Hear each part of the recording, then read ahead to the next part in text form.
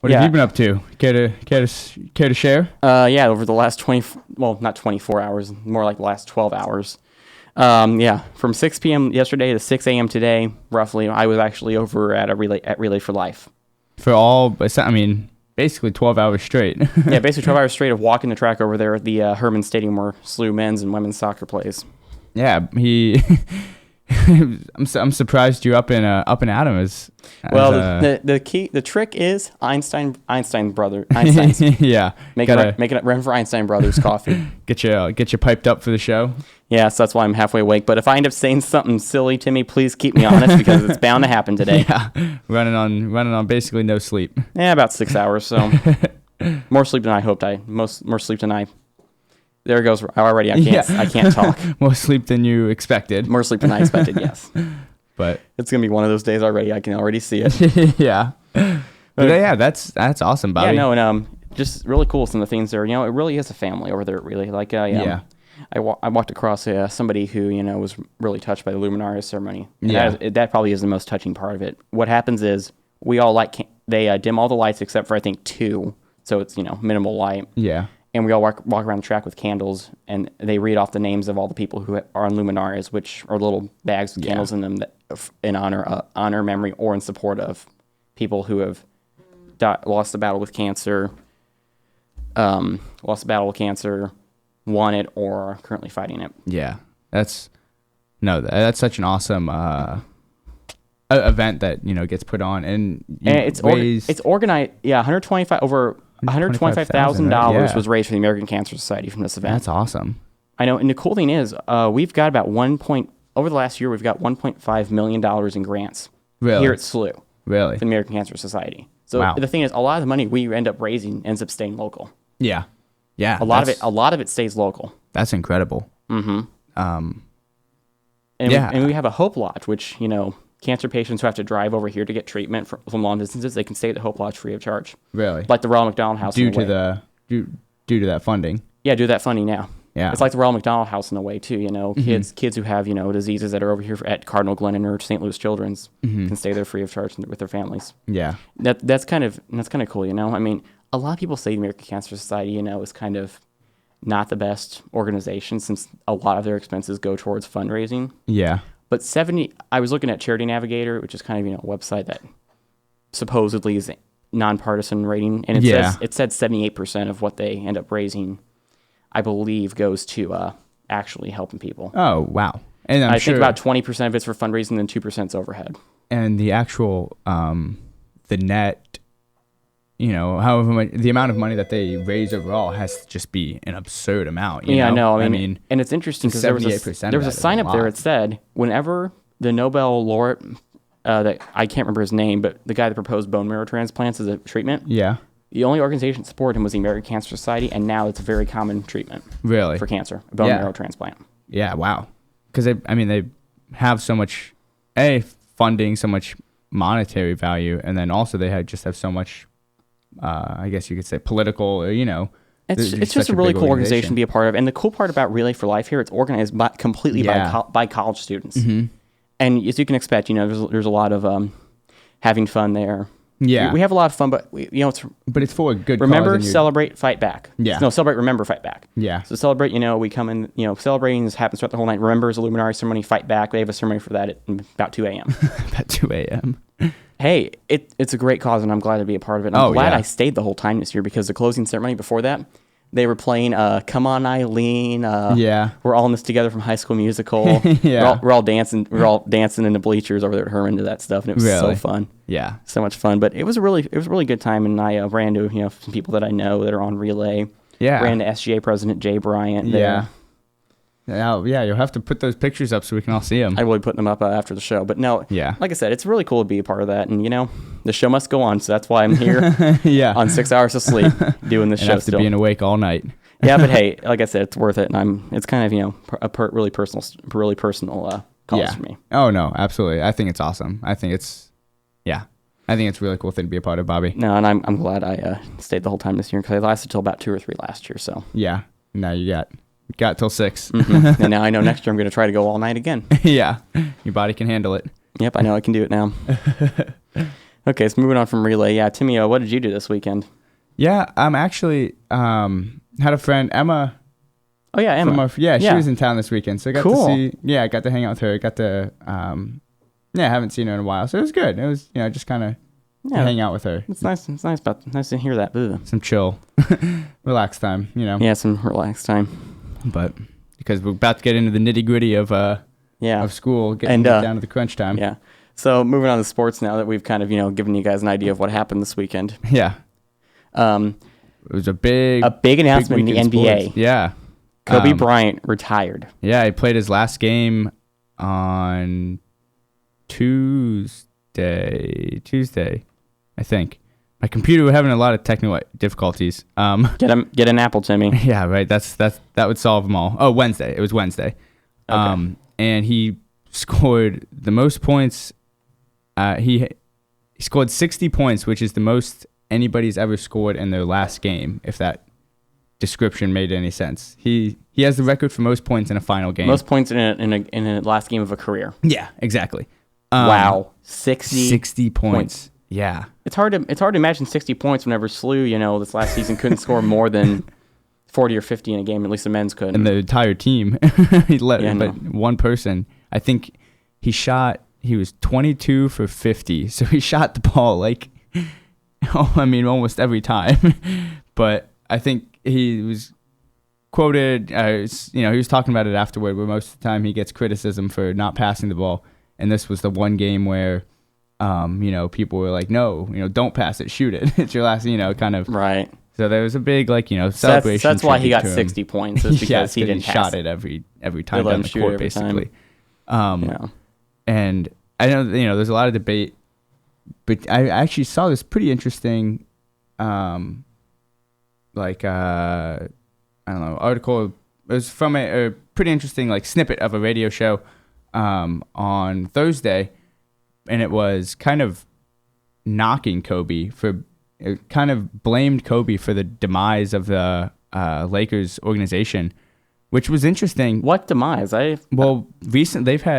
This year was the worst record in franchise history. Wow. And the second worst was last year, and then the fifth worst that they've ever had was a few years, 3 years. So recently they've just been kind of tanking as an organization. I don't see how it's Kobe's fault though.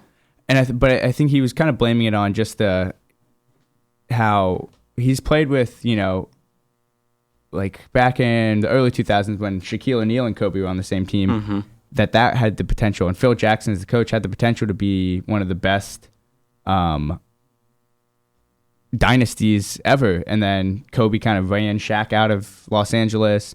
Then Pau Gasol came in, and they didn't work that well together. And so I think a lot of the blame was just kind of on Kobe's own, where the big comparison is Kobe versus MJ, Right.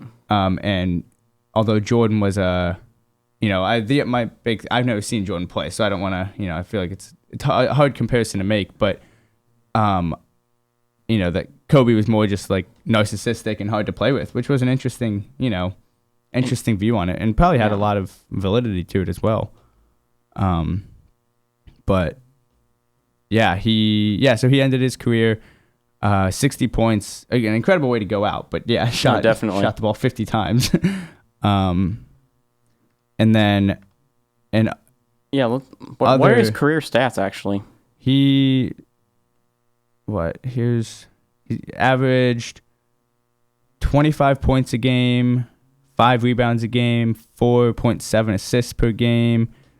84% at the charity stripe. Yeah, no doubt an incredible, That's awesome.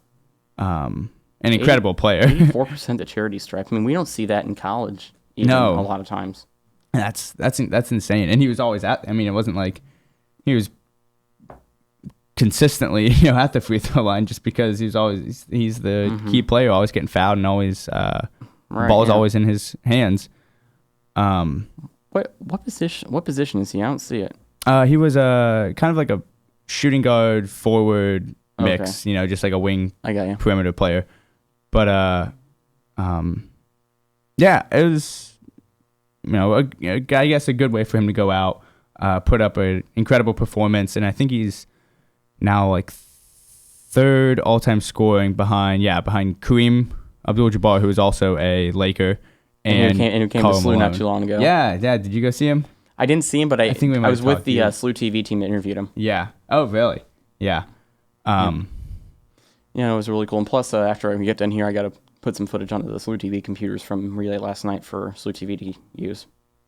Oh, really? Really? Yeah, I took a bunch of footage on my phone for a Relay for SLU TV to use. Oh, that'd be nice. Yeah, that's really cool. That's gonna be I don't know. It seems like that'll be a pretty difficult.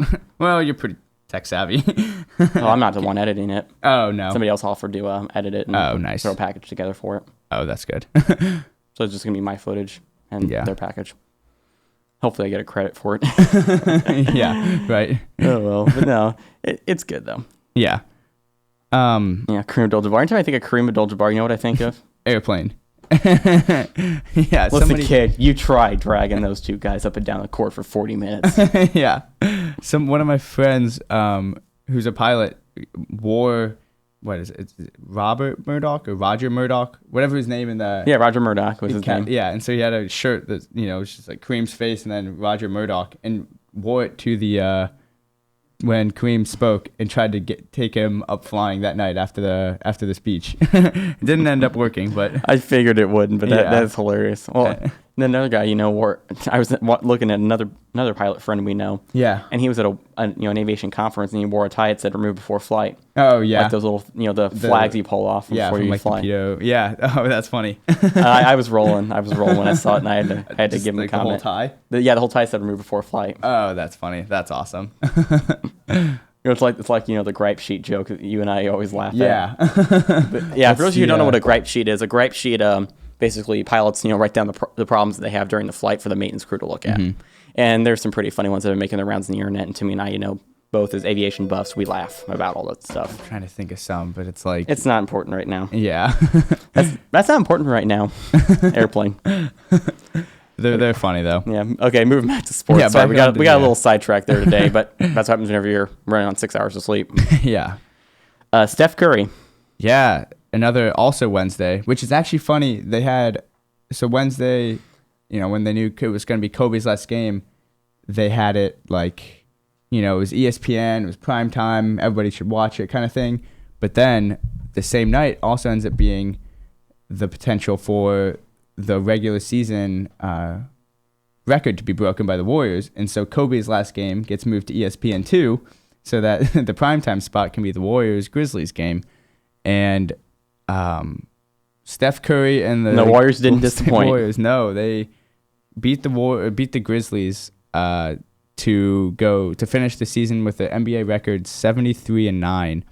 And man, Steph Curry broke his previous record for most 3-pointers in a single season, and he's the only player to ever get 300 3-pointers. Bobby's a little tired over here, and not only did he get 300, but he also broke. He ended up with over 400 3-pointers. That is amazing. Which broke his other record by 100. What is that? Maybe like.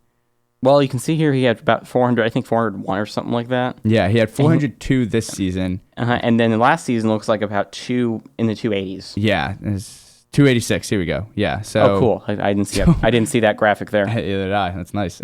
That's amazing, though. I mean, he. And then third is his. So first, the record for most 3-pointers of all time is Steph Curry with 402. The second best is Steph Curry last year with 286. The third best is Klay Thompson, who's also a Warriors guard, who has 276. So, I mean, between those two, they've, in the past 2 years, probably made, 1,000 3-pointers. They're just incredible together. That's amazing. And that, yeah, so Steph Curry broke, he's averaging over 5 3-pointers a game. That's insane. 5 3-pointers a game. Yeah. I don't even think we see SLU make. I don't even think last season we saw SLU as a team make 5 in a game. Yeah, that's That's insane. Well, actually, maybe there were a few games I think where I did see that, especially Mike Crawford. Yeah.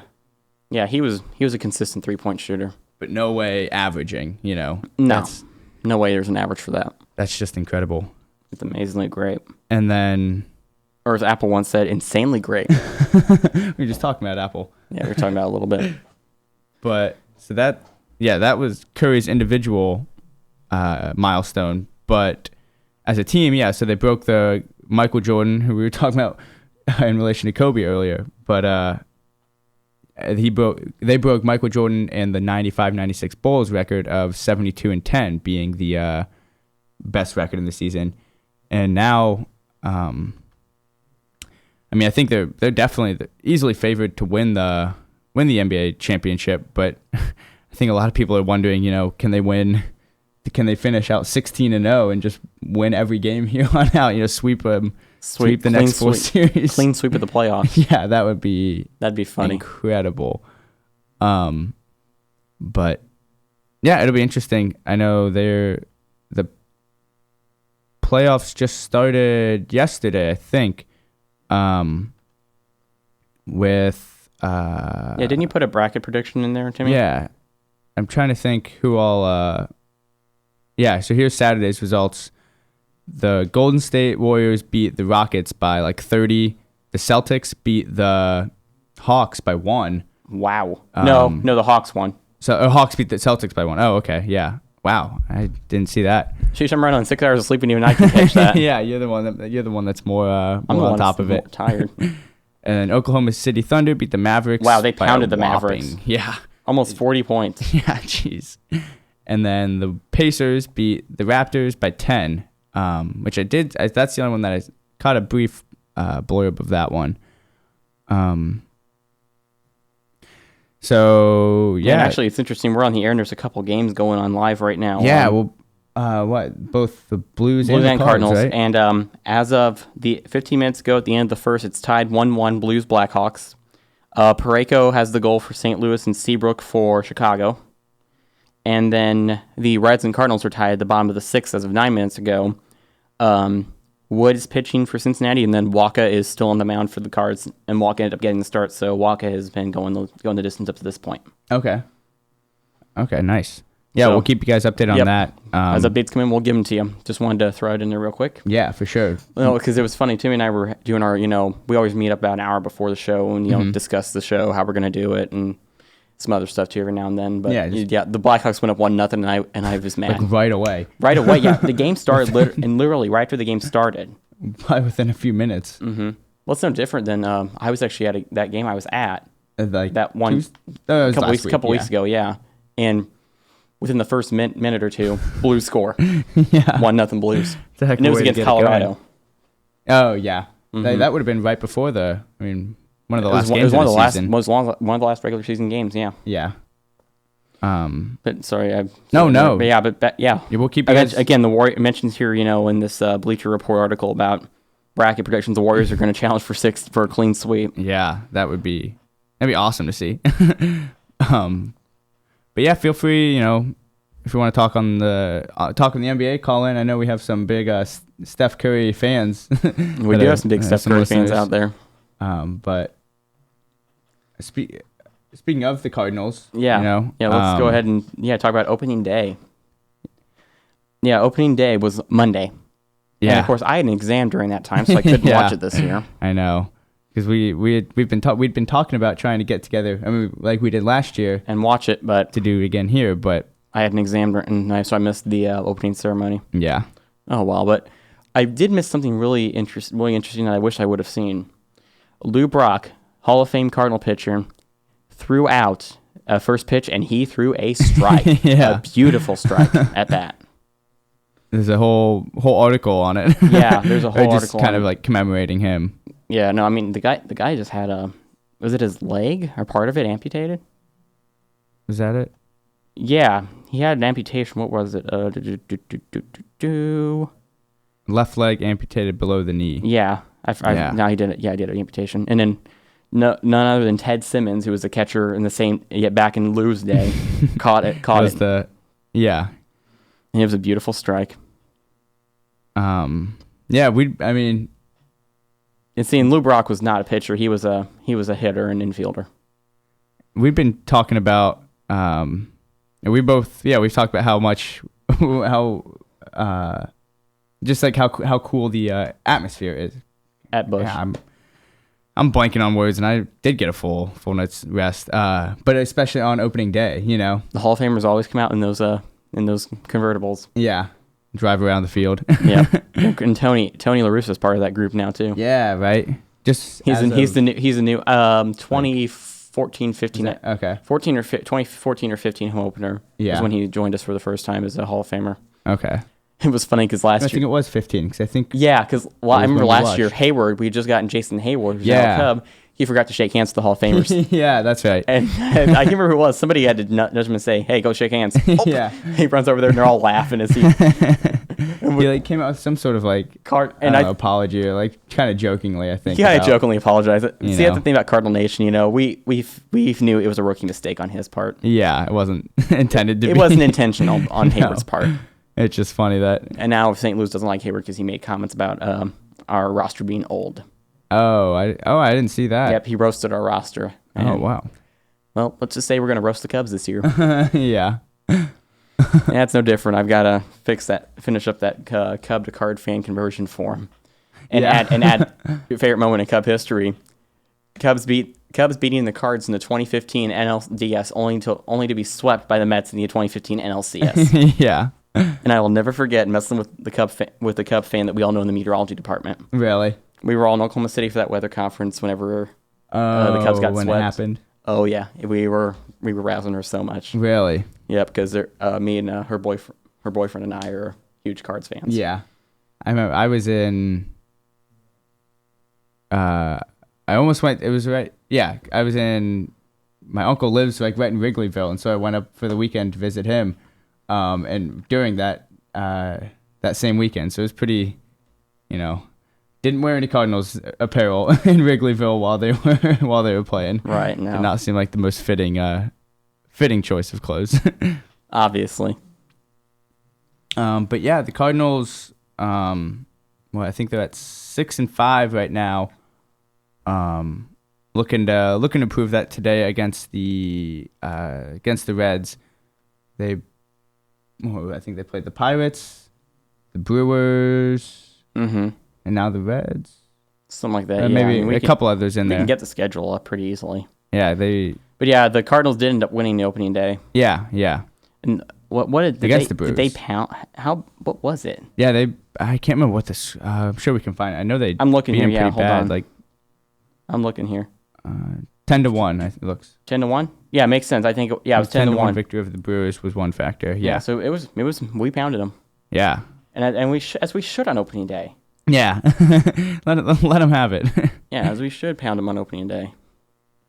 And some not so wonderful news. Yeah, one of the relievers, Marco Gonzalez, is going to have Tommy John surgery. And he will be out for the season. Which, I mean, Adam Wainwright went through that a number of seasons ago. Yeah, and 2013, I want to say. Was it? He's been able to, it was a spring. I think I want to say it was spring of 2013 or something like that. Really? I know. Yeah, it wasn't too long ago. It wasn't too long ago when Waino had it. But a lot of people, who undergo it, it can be a career-ending, career ruining surgery. Right. Even if they come back, it can really affect their game. But yeah, definitely.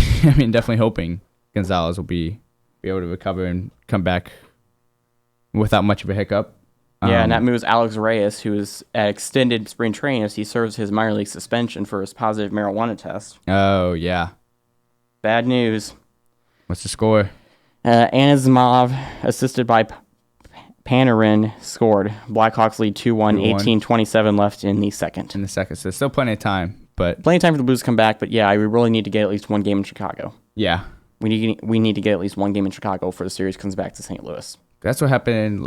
Isn't who did they last year in the first round? They played they played the Wild. They played the Wild, yeah. They got beat by the Wild. I think the series was when it ended up going 3-1 Wild. Yeah, it's a best of 7. Yeah. Wait, no, it wouldn't be 3-1. Then I think it would be 4-1. I think maybe 4-1. Is it 4-1? Yeah, I know they beat them pretty. I think it was a 4-1. They beat him pretty handily. Yeah, it was a 4-1. Yeah, Gonzalez. So, yeah, Reyes, like we mentioned, Reyes is serving, a suspension for a positive marijuana test. Mm-hmm. So now he's probably going to be moving up into the potential options. And then Trevor Lyons, it said, not Trevor Lyons, I'm thinking Rosenthal, golly.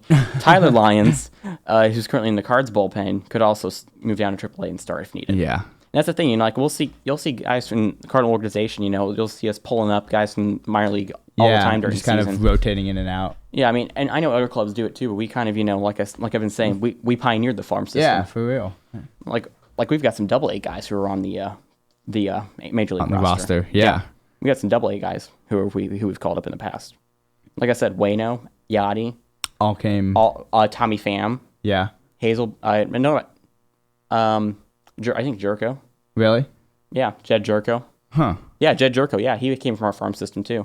He's our shortstop right now, starting shortstop for the Cards. Yeah.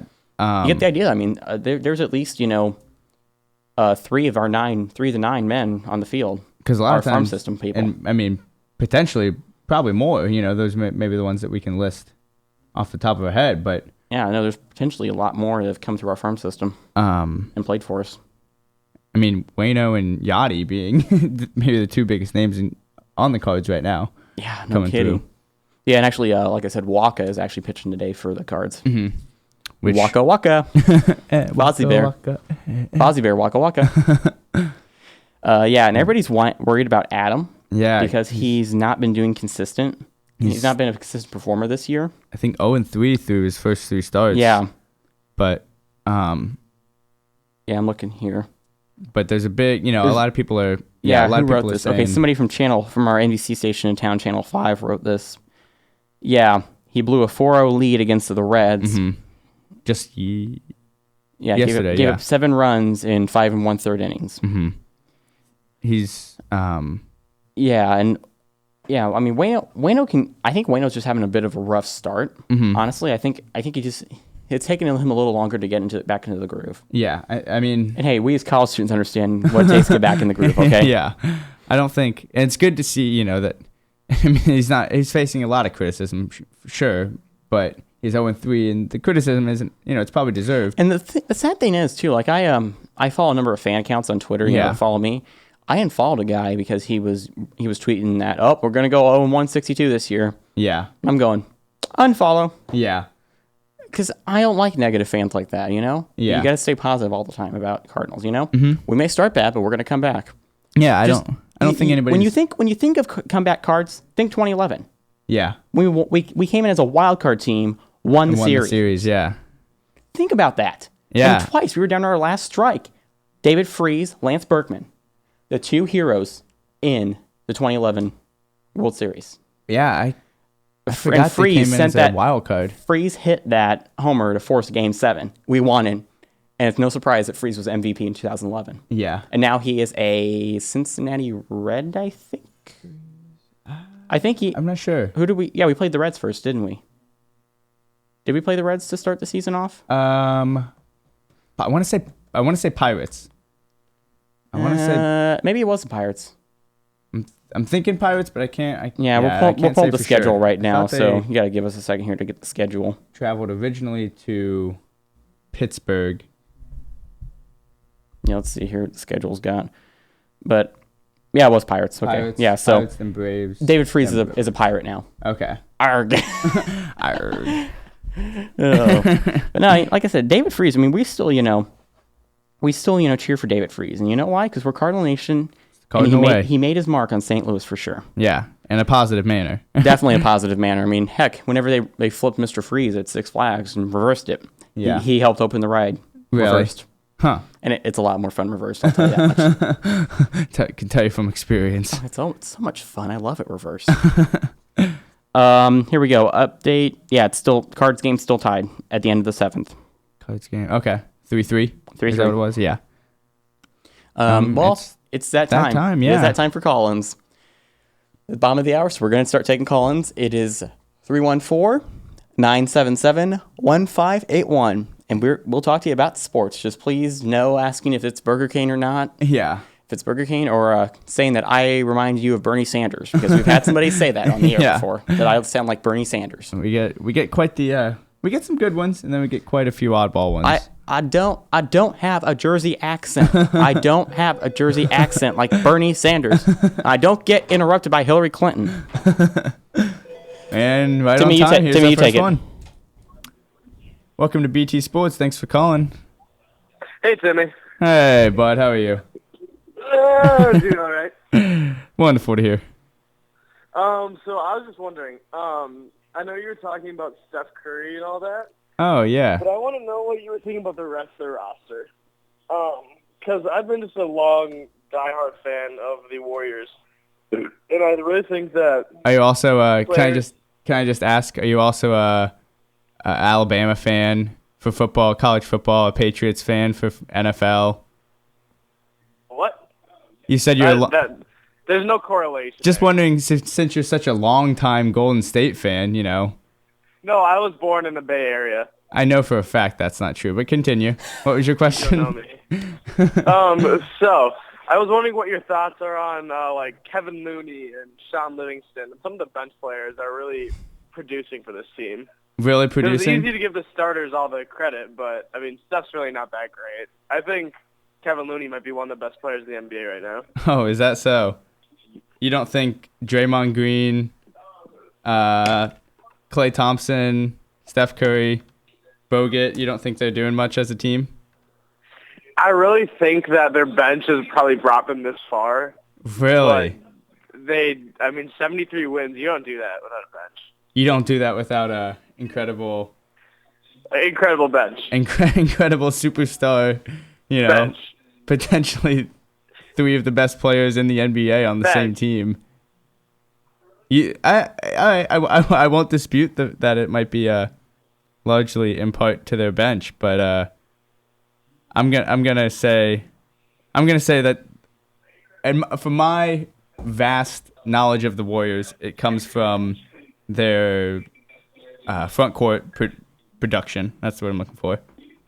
Oh, there we go. Nice words. Thanks, man. You're welcome. How far do you think they're gonna go in the tournament? I think they're gonna lose first round. You do? Yeah, I really think the Rockets. They just have a better starting lineup. Really, I think it's all the bench that's done it for the Warriors thus far. So why won't they be able to continue if it's all the bench? Because they're just getting cocky and putting in people like Steph Curry and all of them. Steph Curry leaves the game after the third quarter just about every game. No, they're just doing that because they realize that they need to win in the fourth quarter. Oh, is that so? Yeah. And it's funny you mentioned Kevin Looney because he hasn't played a single game this season. I know. I just think that the spirit that he's brought off the bench. Oh yeah. Is unprecedented. Unprecedented. He was born before or after I was, and you. I know that for a fact. Wow, that's awesome. I know, right? That means he's pretty young and inexperienced. Why aren't you on their bench right now, Tim? Because I got a radio show to talk on. And speaking of, yeah. Thank you for calling. A lot of time. But you're taking up a lot of time, and I'm sure we got some other callers that want to talk. All right. And there we go again with that. Already starting up. Yeah. But no, that to me, I was just so everybody knows this. We always do, a big montage of the best of moments of BT Sports at the end of the semester, and that moment's going to definitely go in there whenever he roasted that. Timmy just roasted that caller. Whoever he might have been. I know for a fact that's not true. Yeah. That's what happens whenever our friends call in, we roast them a little bit. A general idea of who that might have been. Who that may have been. He's a long-time caller, short-time listener. But so we were talking. What were we doing? Oh, where were we? We were on Wayno. Yeah, that's right. We were on Wayno, and that's the thing. It is April where players are just trying to regain their form. If he can remain healthy, he'll have 30 more starts this season. He will eventually find his form again, but hopefully for the Cardinals, it will come back sooner rather than later. And I agree. I agree with that editorial piece from Channel 5, 100%. Yeah. It's just a matter of him coming back, getting back into it. I'll go ahead and take it, Timmy. Yeah, you got this one. BT Sports, this is Bobby. Ha! And there's the Bernie Sanders guy again. Yep. I think they know, who's gonna pick up. I think they know who's gonna pick up, so we gotta start randomizing the pattern a little bit. Yeah. Okay, well, whatever. I'm trying to pull back that Wayno article. I think I lost it, but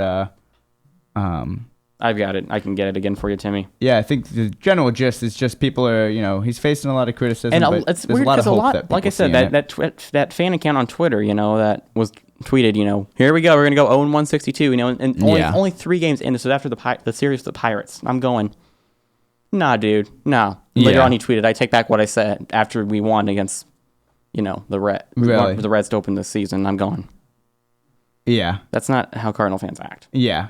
We don't worry about going 0-162 because right away. It's not gonna freaking happen. Yeah. There's no way it's gonna happen. Yeah. Oh well. Okay, Timmy, you go ahead and grab it. You want to take it? Yeah, you know what? I'll tell you when to take it. Okay. BT Sports, this is Bobby. Poop on my face. Okay. Well, there's another weird one. Yeah, I don't know. Don't know about that one 100%. Just an update. NASCAR, the Food City 500 at Bristol just went final. So the track that's less than half a mile long. Carl Edwards won, so I missed a backflip. Dale Earnhardt Jr. second, and Kurt Busch third. How'd Jimmy do? I'm pulling her up right now and seeing. Yeah. But no, Carl, I talk about Carl. He's from Columbia, Missouri, and he always does backflips when he wins. Yeah. So I'll have to see if I can find the clip later. see, just to see him. Yeah, to see him do the backflip. Hop off. Yeah. Let's just look at the leaderboard. Yeah, we used to cover NASCAR quite a bit, but I think with reason, within reason, of course, but I just really cut back because I really don't like watching NASCAR anymore. Simply, and you know why? Because they just make it's just the rule. All the changes that have been made. They're to the constantly sport. changing the rules now, and that's just not. Mm-hmm. It's not the way NASCAR is supposed to be. Yeah. No, it's not. I can't get the leaderboard yet, so. No. I can at least try to see at least. Hang on a second. Just it's just not the way NASCAR is supposed to be done. I don't think. Which is a shame. You always grew up. You did grow up being a pretty avid big fan, NASCAR fan at that. And then just with all the changes and stuff, changes they're making, I just not really like the sport anymore. Yeah.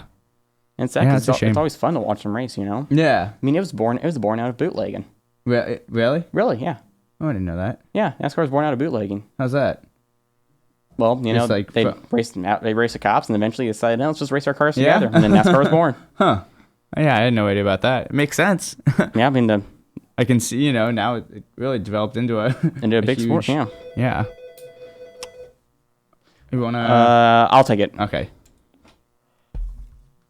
BT Sports, it's Bobby. Yeah, you can talk to Timmy. Hey there, this is Timmy. I know you guys are talking about NASCAR right now. And I just wanted to know, you being an avid NASCAR fan, who's your favorite personal driver? Well, driver personally.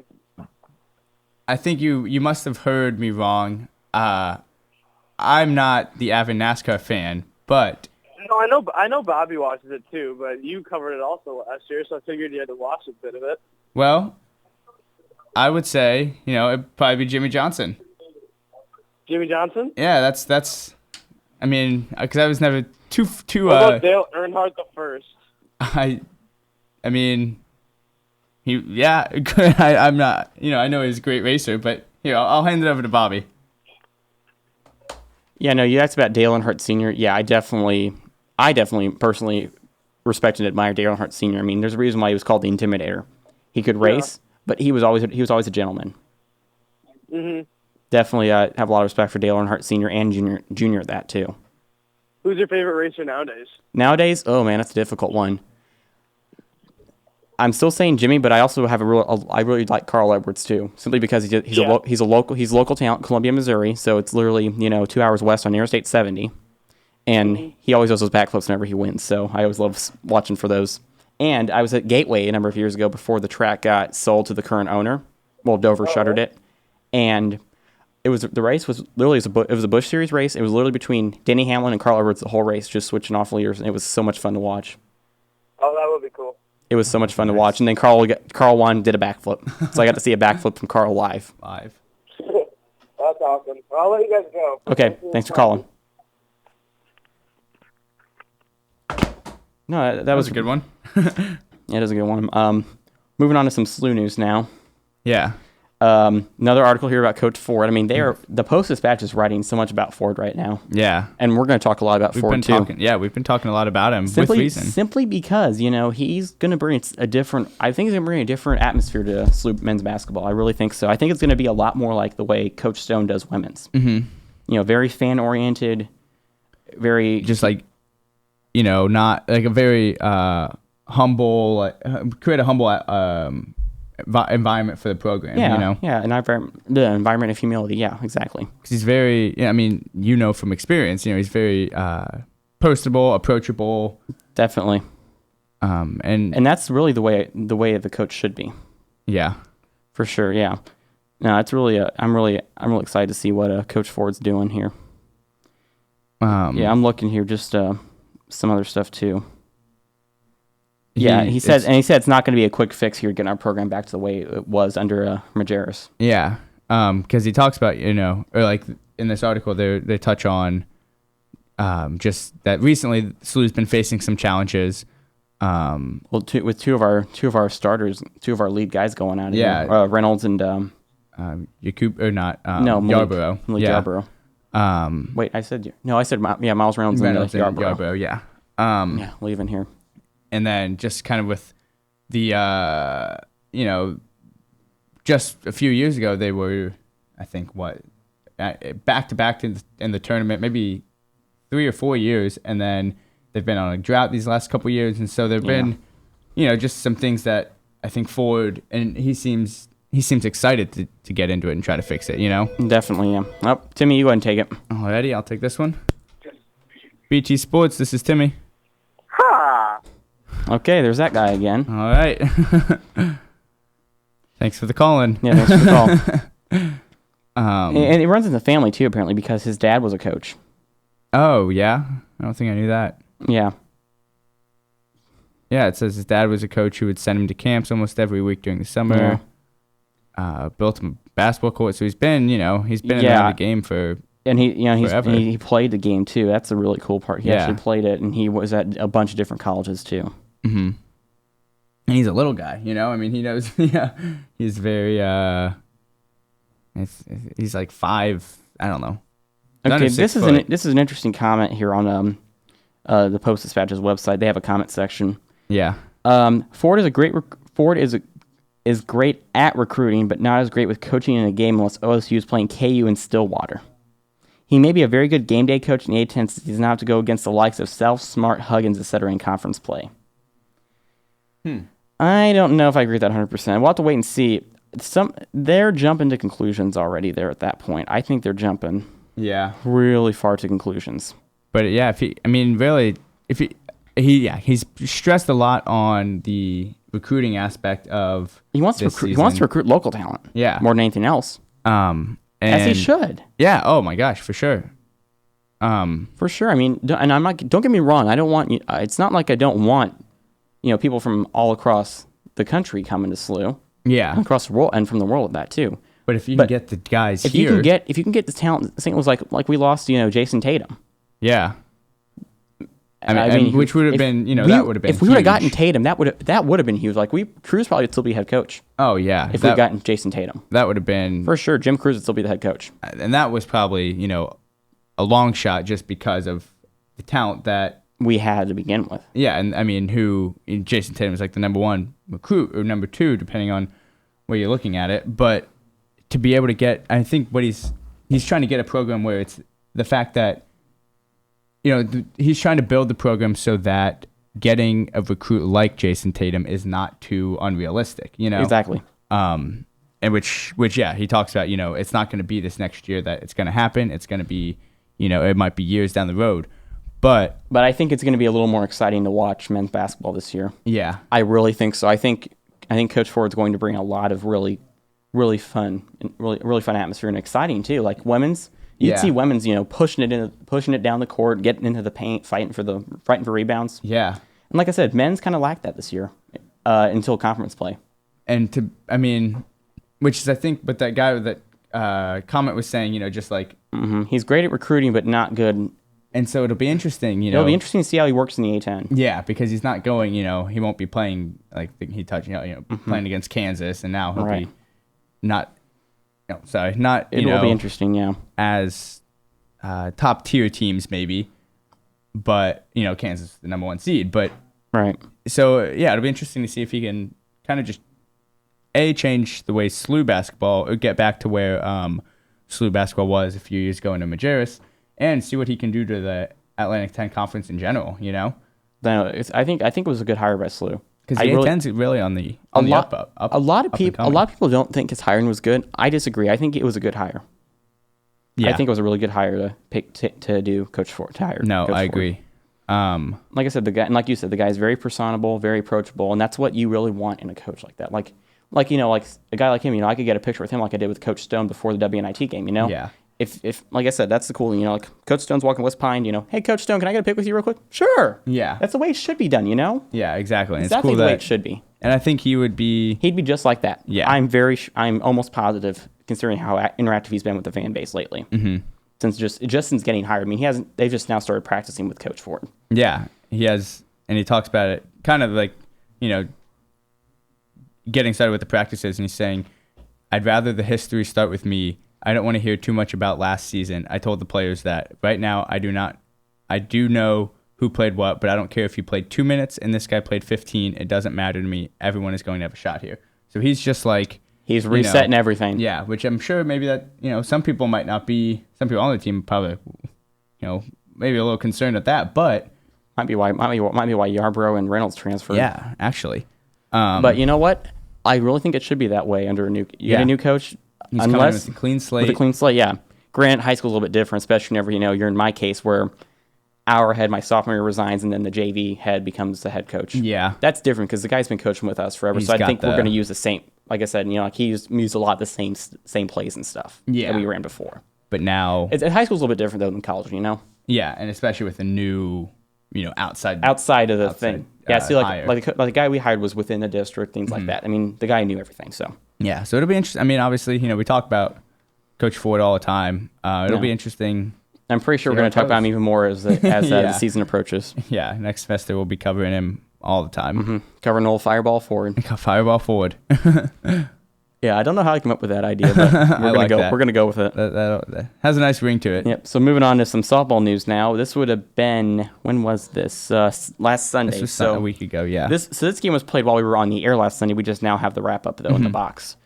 Yeah. St. Louis. Home game, right? No, yeah, it was a home game. Yeah, it was. Yeah. It ended up getting delayed, so we couldn't go see it. Yeah.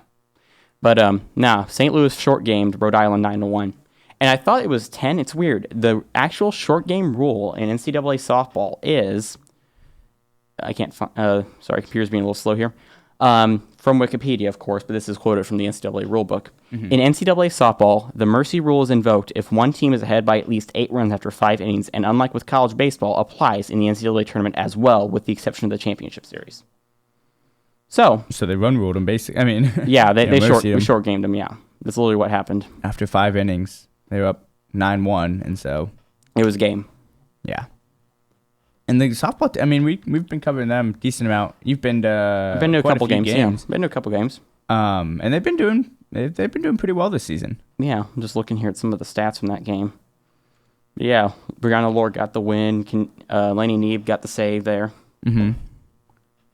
Yep. I'm still looking here. I can't see anything here. Yeah, nothing really important here. Just yeah. 1 out, 0 runners left on base when the game ended. So obviously we scored and went ahead in the bottom of the 5th, and that's how we won. Catcher Haley Weavers looked like she probably had the MVP of the game. Yeah, to me, you take it. All right. BT Sports, thanks for calling. Okay, yep, there's that guy again. Well, thanks for the call. Yep. So moving on to some interesting news. Somebody has shared has been in a couple of my math classes over the last 2 semesters, was tabbed A10 Rookie of the Week this last week. By the just entire Rookie of the Week in the entire A10 for track and field. Yeah, freshman hurdler Ann Harlow. So she's a freshman. She's already taken differential equations, which, for those of you who don't know, it's a very advanced math class. It's a 300 level math class. And normally meteorology majors take it next semester, fall of their junior year. Yeah. The only reason I'm taking it now, and theoretically I could have taken it in the fall, but I took a semester, off of math. Oh, yeah. Update, Fryer doubled the deep center. Diaz scored. Cards lead 4-3, bottom of the 8th. All right, 4-3? Yep, 4-3 Cards. Any no Blues updates? No Blues updates at this time. So it's still 2-1. 2-1. Probably the second period's probably about over. Yeah, probably about over. Coming to an end. Anyway, though, so yeah, Ann Harlos was the rookie of the week. Yeah, no, and she's on the A10 list. She's third in the 100-meter hurdles at 14:58 and 400 meter at 1:01. And for that, this week, Ann is the... Well, that's Fireball. I don't know what's going on here. We're having a bit of a technical problem here. Fireball. There we go. I don't know what was going on there. I'm hitting it, and it's just not playing where I want it to play. Yeah. And it's one of those days, I guess. The computer wants to have a little bit of fun with us. We've had a lot of technical problems today. But yeah, congratulations, Ann. Yep. That's awesome. And I even said something to her on the way out of math the other day. Oh, really? Oh, yeah. Nice. Well, I mean, I read it Monday, and so, by Wednesday, I was saying something to her. Yeah. Billiken baseball now. Moving on to Billiken baseball here. There was a doubleheader. The Billikens dropped game 2, 3-1. In Illinois. Illinois, yeah. And playing there now. Are they playing now? Yeah, it looks like final. It went final. 6-2. Okay. Illinois. Yeah, so I think they ended up dropping all 3. I think they lost all 3 games of the series in Champaign. Yeah, that stinks. It stinks, but what are you going to do? Yeah. So now we're going to move on to some track news here now. St. Louis Track and Field registered more school records this last weekend, this last weekend, yesterday, this whole story was posted. Yeah. Billikens competed in meets in California and Missouri. Numerous Billikens PRs flew continued to prepare for the A10 Conference Championships in 3 weeks, and PR means personal record. Yeah. Well, some listeners may not know what a PR means. Yeah, good to... At the Mount Sac Relays in California, Neil Fitzpatrick lowered his school record in the 5,000 meter, running a school record 14 minutes, 15.98 seconds. At the Brian Clay Invitational, where's Brian Clay? Azusa Pacific, huh? Okay, Azusa Pacific, thank you. Manuel DeBacker posted a freshman record in the 5,000 meters with a time of 14:35.93. Yeah. Tom Bott's Invitational at Mizzou. DJ Owens lowered his school record in triple jump, posting a mark of 14.2 meters. Think about that, Timmy. Meters about 3 feet, so he jumped about 14 times 3. Let's just see what that is. I know I'm a meteorology major. I've taken advanced math, and I can't do a basic multiplication problem without a calculator. That's 45? Why we have our phones, though. 42 feet. Yeah. 42 feet. Think about that. That's taller than and I'm not, Bush. Because I'm not exactly sure how the triple jump. It's like. Yeah. I can't remember how it works, but it's. Now the high jump. Will Heingardner registered a school record in the high jump of 2.2 meters, so he jumped 6 feet at that point. Yeah, I think the triple jump is a distance-based jump. Yeah. I think it's a distance and I think jump. It's something And the high jump is a height-based. I don't know if it's exactly what it sounds. Just a triple jump, like 3 different jumps, or what it is. But I don't know. Maybe a jump you jump, and they take the furthest distance. You jump after 3. I think that's how a triple jump works. Okay. If anybody out there knows, please correct us. Please call in and let us know. Yeah. Mizzou Stephanie Urich, lowered her school record in the pole vault with a mark of 3.61 meters. Pole vault, golly. In just a week, basically. Golly, that's amazing. Yeah, multiple different school records being shattered. Yeah. So some MLS news. I know since St. Louis was trying to get an MLS team, it's kind of was a big deal. MLS will expand to 28 clubs in 2020, so we could get an expansion team off that. 4 more teams are being added, so I really think St. Louis could be in the running. Yeah, there's a lot of push to get one. Yeah. Sacramento looked like the obvious place for the 25th club. San Diego. St. Louis has an incredible soccer history and would make an immediate natural rival for Sporting Kansas City. MLS has been trying to get a team in the market for years, but finding a suitable ownership group and stadium has been an issue. In the wake of the Rams' departure, there has been talk of reallocating some public resources previously dedicated to them and shifting them to an MLS team. Yeah, absolutely. It could do it. I mean, we always rate in the top for FIFA World Cup for the World Cup. Yeah, we always rate near the top in TV. And with the the Rams leaving town, Edward Jones could easily become a stadium for him. Yeah, I know there's been they have talked about building a stadium over by Union Station for a soccer team. But still, I mean, with it's going to be a lot cheaper to build that than the Riverfront Stadium proposal originally was. Really? Yeah, I think it's quite a bit of money less. I don't remember exactly. And maybe for a grateful organization to move in. Yeah, no, it'd be cool to go see. I'll take it, Timmy. All right. BT Sports, you got Bobby. Okay. That guy again. That's cool though. Like I said, St. Louis, we love our soccer. I mean, Busch Stadium always sells out when they do friendlies. Yeah. It always sells out. It's standing room only at Busch whenever they do friendlies. Really? Yeah. Yeah. I mean, obviously, I think we'd both be all for it. But yeah, that obviously might not be immediate because it's 2020 is whenever all the teams are going to actually expand out here, but it'd be cool. But for sure. Moving on to some Blues news, we got to talk about Blues playoff hockey here. We're going to talk about the Cardinals. We didn't even really touch on not too much anyway. Playoff started the other day. So Thursday night actually, I was posted Thursday night. It would have been a Wednesday night game.